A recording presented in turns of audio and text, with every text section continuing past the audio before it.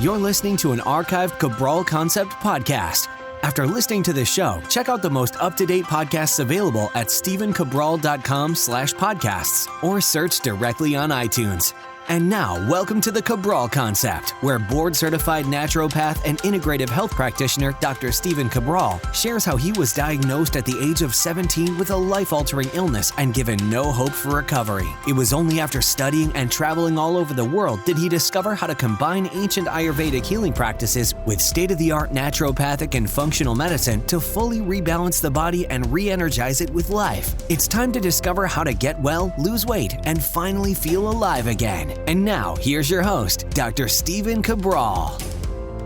Hi, everyone, and welcome back to the Cabral Concept. Great to be here with you today. Excited to start our Friday review, where, of course, I'll be bringing you the best of the week, what's been going on in our global health and functional medicine practice. I want to go over an interview that I was on this past week. It's already been published. Can't wait to share that.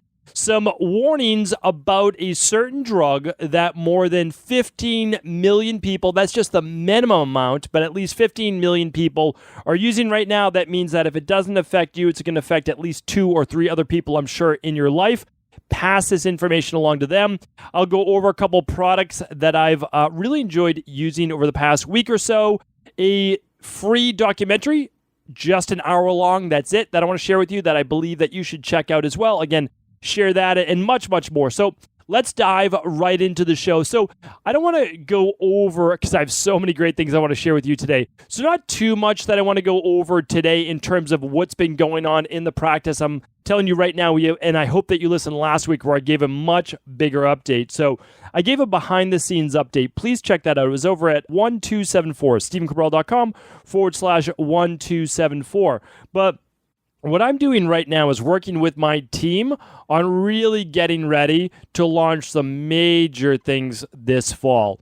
So we're super excited about really ramping up our detox, all the different things to have to do with detoxification. I honestly believe it is the missing piece. I believe that for a while now. I wrote a book on it called The Rain Barrel Effect, which is not just detoxification. It's my actual protocol that I use in my practice.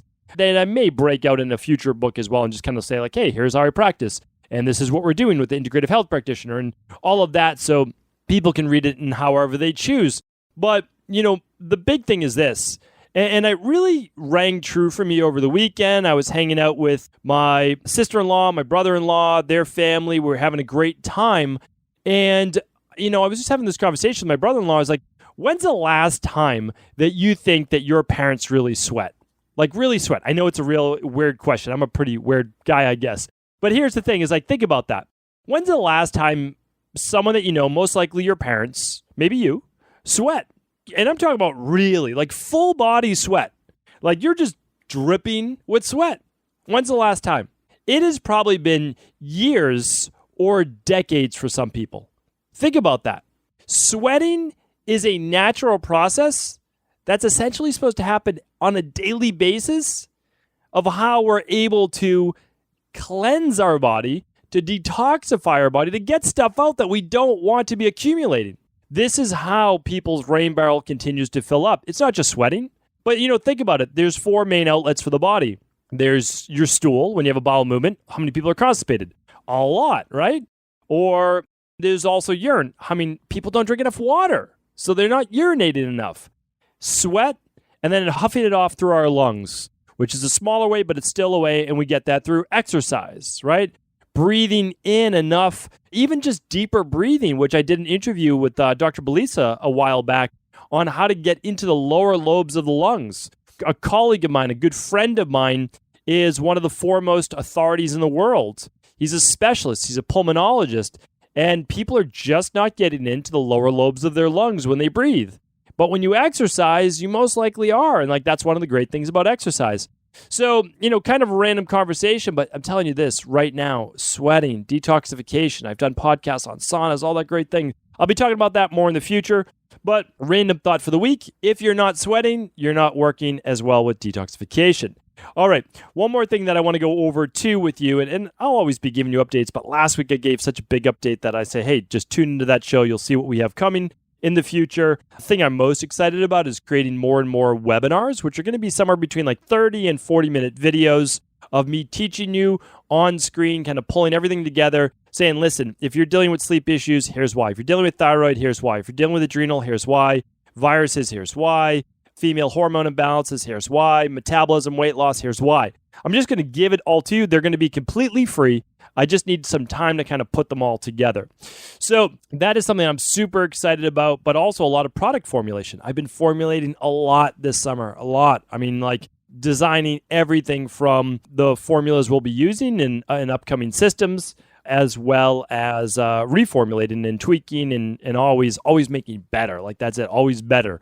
So that's big. What I want to do is just share with you one thing we have going on equilibriumnutrition.com right now. We're going to be doing a lab of the month. It's kind of like, I want you to know more about at-home lab testing. Now, again, you can do this with any practitioner that's qualified in the world. Totally fine. Just make sure that they know the protocol to put you on based on your results, so they know how to read the results. But the one that I really want to get out to people right now is the organic acids test. And the reason why I want to get that to people is because it's legitimately 75 biomarkers. 75. There are very few tests that are going to give you 75 points of interest in your body. Everything, starting on the first page, which is the microbial part, showing you candida overgrowth or not, or healthy levels, right? Because after we help people through the CBO protocol or whatever it might be, well, those levels should return to normal. It doesn't mean zero, it means normal, right? We look at beneficial bacteria. Is there enough? Is there too much? You can actually have too much beneficial bacteria. And then we look at the Clostridium markers, which are the more virulent bacterial markers that we just don't want to see elevated. Okay, next page. Because yes, I do have it memorized. We are moving on to the oxalates, and then we're looking at how well your body does burning sugar and glucose and uses lactic acid. We're looking at mitochondrial markers, how well the body uses energy. Is it too stressed or is it underperforming? We're also looking at your neurotransmitter waste markers. So we're looking at dopamine and norepinephrine and serotonin. Really, really great there. We will look at detoxification. We'll look at folate. We'll look at your B vitamins. We'll look at your vitamin C. We'll look at your N-acetylcysteine and CoQ10 and biotin for the hair, skin, and nails. And we'll look at glutathione, at least the waste markers there. We'll look at ammonia excess in the body. If you're huffing and puffing and feeling exhausted and all filled with toxins or poor protein breakdown, that could be elevated. We'll look at bacterial buildup, overgrowth, how well you're breaking down all of your amino acids from protein, and then a final marker called phosphoric acid. And we can look at poor diet, poor processed food in the diet, not enough magnesium, calcium, or vitamin D to build up those bones. So it is a great test. It's our lab of the month, and we are offering $100 off while supplies last because that is extremely limited. We always limit our labs to what we have in stock that month. Here's a couple reasons why.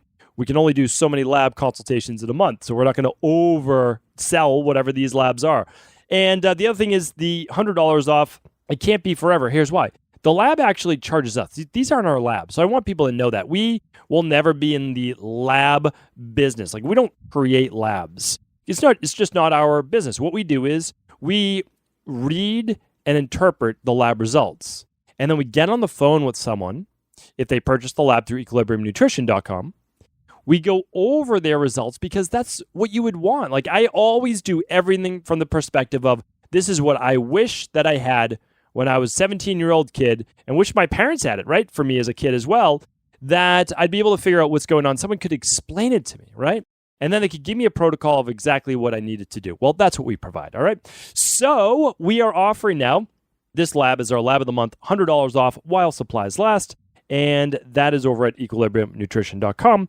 And you'll see if it's still available there. All right, let us now move on to, well, first things first, I want to share with you a podcast I was just on. I've been doing a lot of podcast interviews over the past month or so. Once I completed the Integrative Health Practitioner Level 2 certification, I said, okay, material's done. Now I can go out and I can respond to a lot of interviews that I may have been requested to be on or that I want to connect with people because I love connecting with other health pros.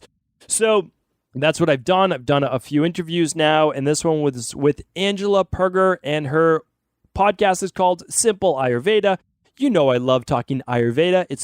If I had to choose one, I can't choose one, But if I had to choose one, it would be Ayurvedic medicine. Now, I do believe Ayurvedic medicine should be coupled with state-of-the-art lab testing, and then you use the beauty of Ayurveda with the specificity of functional medicine lab testing that tells you exactly what's wrong. So I use all the Ayurvedic practices and herbals and lifestyle and sleep and body doshas, and then I couple that with state-of-the-art bioregulatory and functional medicine. So Angela and I really got into it on this podcast. Like, we really talked about how to combine the two. We talked about my dosha. We talked about why oftentimes women can be more receptive than men to other forms of medicine. So I thoroughly enjoyed this conversation. I was actually looking forward to promoting this podcast. So now I'm glad that I have the opportunity. And Angela told me that I was the first male in 47 interviews to be interviewed on the show. So I consider that an honor and a privilege, and I want to thank Angela for having me on.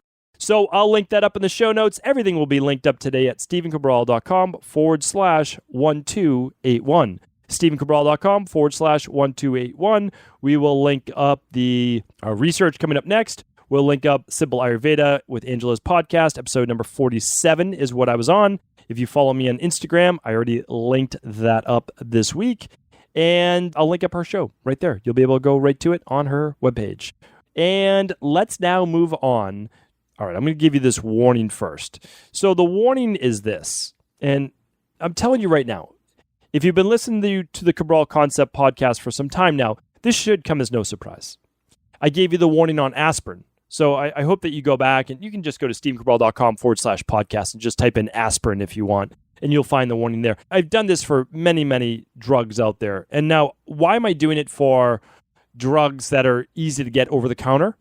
Because they're some of the most dangerous. Because you don't think that they're a big deal if you can just get them over the counter. Well, all of these acid blockers that you can get, H2 blockers, proton pump inhibitors, which for short we call them PPIs, they help people to lessen the amount of acid production acid production in their stomach. Now, it goes by many names, right? Nexium, and we got Prevacid and Prilosec and Protonix, and Zantac is probably another one. There's a lot out there right now, okay? I'm not going to name any of these specifically as like they're the bad guy. What I'm saying is, here's what the research is showing you. And this isn't my research, right? I'll link it up for you. I have no problem doing that. This just came out in June 2019. Let's see. It was an investigation out of the Washington University School of Medicine in St. Louis. And let's see who headed up the study. Dr. Zayed Al-Ali, and assistant professor of medicine at Washington University School of Medicine. Okay, here's what I found. I'm just going to give you the gist of it. 17% higher risk of death. And it was over multiple causes of mortality.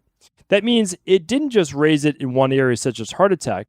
It raised it in all sorts of different fatal conditions. Stomach cancer, fatal heart attacks, etc. This is something we should be aware of, because these are drugs. Hey, make no mistake about it, without a doubt. Just because you can get them over the counter does not mean that it's not a harmful drug. So here's the thing. Just like aspirin can cause internal bleeding and other issues on daily use, daily acid blockers, same thing. Really, same thing. 17% increased risk of death. We have to be really careful with these drugs that we're putting in our body. And my thing is this. I'm not denying that acid reflux exists. Here's what I want to do. I want to figure out why you have acid reflux. It's so important. Talk to your integrative health practitioner. Talk to your doctor about figuring out why you have acid reflux in the first place. And if they can't give you an idea as to how to look for it, where to look for it, why it might be existing, you simply need to move on to the next practitioner. That's it. That's all. I mean, really, that's it. Not everyone's going to have the exact answer that you need. And you know what? Why don't I follow up right now with the documentary? So there's a documentary called The Doctor Who Gave Up Drugs. And it's an infectious disease doctor. I apologize. I don't have his name right in front of me. Let me see if I can find it, because, of course, there it is right there. Dr. Chris Van Tulikin. I apologize if that's not the pronunciation. I'm sure it's not, because I'm one of the world's worst with pronouncing names, and this is just one more example of that. But to do it justice, I'm going to embed the free YouTube video for you right at stephencabral.com/1281. And if you like part 1, you can watch part 2. I haven't watched part 2 yet. I really haven't. Here's the nice thing I liked about the video.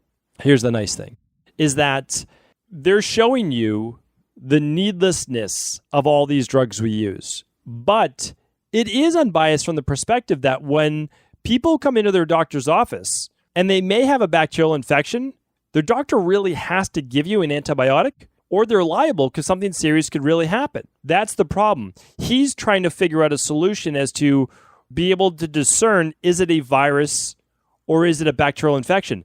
That's what I want to do with my own work. Now, I don't use antibiotics for anything unless it's literally life-saving. That's my philosophy because I'm the person that gets to see and has to see all of the people that deal with the repercussions of antibiotics. The H. pylori, the Candida overgrowth, the parasites, the bacterial overgrowth, the SIBO, right? All of that. So now, again, I'm happy to work with anybody and everybody and do podcasts and teach about it. But antibiotics do this, right? So if it's going to save your life, yes, you need the antibiotics. But for most people, they're viral-based infections, and you need to deal with a virus differently because antibiotics will have no effect. Now, you might take the antibiotics and begin to feel better, but it had nothing to do with the antibiotic because it was a virus, and a virus is not a bacteria. And antibiotics are antibacterial or anti-life, and they don't kill the virus. What happens is that your body ramps up its own immune system, and over 3 days or so, it fights off the virus. Now, you can do things to speed that up, and I have a whole podcast called How to Kill Viruses, so check that out, that podcast. So here's the deal. And again, even for bacterial, I work on it naturally and even with my own family. But if there was ever a case where they needed antibiotics, and there was almost one time where my daughter needed them, and I was like, okay, if this doesn't get better in another 48 hours, or her temperature won't come down, or this or that, well, we're going to have to give her antibiotics, and that's okay. If we have to do that, we will. Like, we're going to do whatever's best for her. And at that point, I simply would have then used our clean gut probiotic, and I would have used our healthy gut support powder. And I'm okay with that. Like that would have been fine. I would have said, hey, we need to do it. It is what it is. And that's it. But luckily, we were able to bring it down and kill the bacteria with the natural-based protocol. I'm not saying you should do that. I'm saying you should do what's best for you. But if it's viral-based, no point in using those antibiotics. So by the end of this episode, he showed a device that will show if it's potentially bacterial-based or viral-based. We need more of that in the future. My future in medicine, I honestly believe this, and I'll say it right now, and we'll see if it ends up coming to fruition in a decade from now, because it's kind of one of those things where you can do, and I really believe that you can do and be anything that you want in life. It just doesn't necessarily happen overnight, and there are also phases of things that you want to work on in your life. And for me, is I want to be at the forefront of creating devices at home or in a doctor's office that can help people to not necessarily use drugs, to discern whether they should be using them or not, and to tell people on a daily basis, like, hey, here's where you're at. Whether it's a wearable device or whether it's a machine or whether it's a blood spot connected to your iPhone, like I want to be at the forefront of that. I want to be able to raise grants and funding and be a part of teams that work on this from a non-ego perspective. Maybe we can even do it from a non-profit perspective, because the goal will then be to get this information in the hands of as many people as possible so that they don't wait to get sick. Here's the problem. All of these people in these doctors' offices, they really, like if they were working on their health, a lot of these issues wouldn't have occurred in the first place. But again, that's not, the majority of the population has never been taught these things. They've never read the articles, listened to the podcasts, read the books, etc., right? So we need to get this information to more people. Check out this documentary. It's only an hour long. And if you're like me, I watch things at a faster speed, meaning like I actually speed up the video. But that's just me. And that's because I'm trying to consume as much information as possible while still absorbing it. All right. So great documentary. Check it out. Super simple, and it's just going to give you, it's going to raise awareness, right? Nothing at this point. If you've been listening to Cabral Concept, if you've been following other podcasts, you read The Rain Barrel Effect, other books, it's not going to just kind of blow your hair back like, whoa, this is revolutionary information. But it will be for a lot of people, and it will just take your thought process to the next level, that we don't need to be on all of these drugs, that we can actually do natural things to improve our overall life. All right, 2 product reviews. One is I did actually talk about it on my Instagram account. How many? Well, probably like a month and a half, 2 months ago now. And I'm actually going to see if they sell them. They're called hay straws. Literally straws made out of hay. And they do. And they actually work. And they're kind of fun. And you can get 500 for $35 on Amazon. And I'm going to link it up for you. Or you can get, how many is this? Just for $9. So you can just try them out, see if you like them. And literally it's straws made out of biodegradable hay. And the first time I saw them, it was in one of my favorite little cafe coffee shops up in Maine. I went and I go, this is it? Like, you're giving us hay to drink out of? But again, I was in Maine. So I was like, hey, I'm in Maine. I love Maine. I love that it's a little country. And I went there and I said, okay, I'll give it a shot. And you know what? It was kind of great. And they don't break down as fast as paper straws.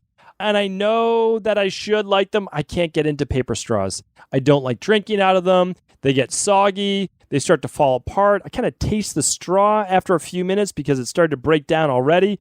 So I use plant-based straws.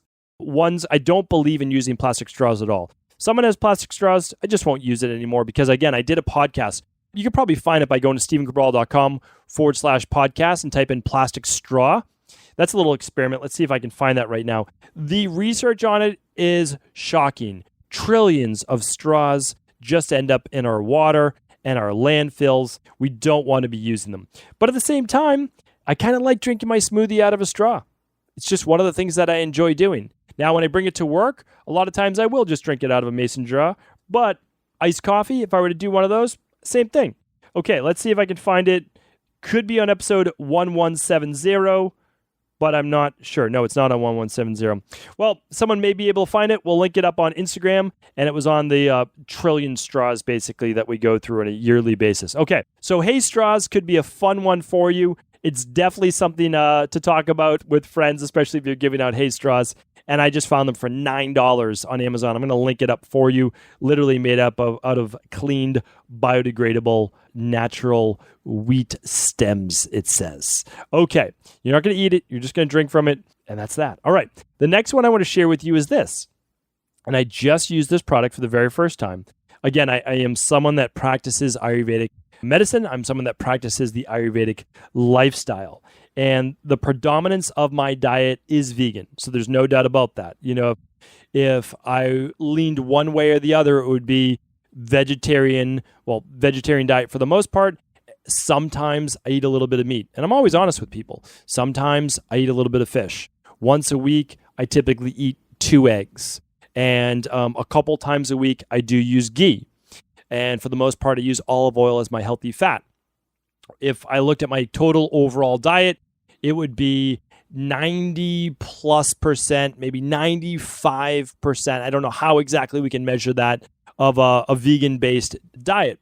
I know, don't get me wrong, that being vegan is not just about food. It's also about an overall lifestyle. So I get that. I respect it, but I also use raw local wildflower honey in my diet. I use Manuka honey in my diet. I use it also on cuts and burns and things like that, Manuka honey.